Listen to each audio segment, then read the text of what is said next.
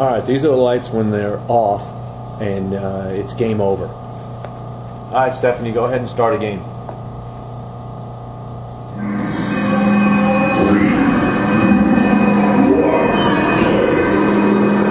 When the game starts, it turns on all of our DMX lighting packages, the dimmer switches, and it turns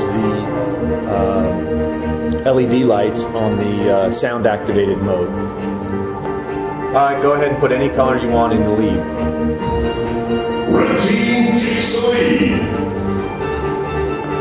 Alright, and any other color.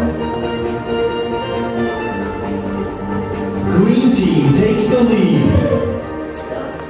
Alright, and then finally blue. Blue team takes the lead.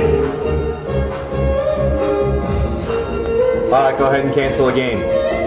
And then when it goes game over, it'll shut all the effects lights off, which is our dimmer packs, and it turns all the lights on white so that people can exit the arena and come back in for the next game.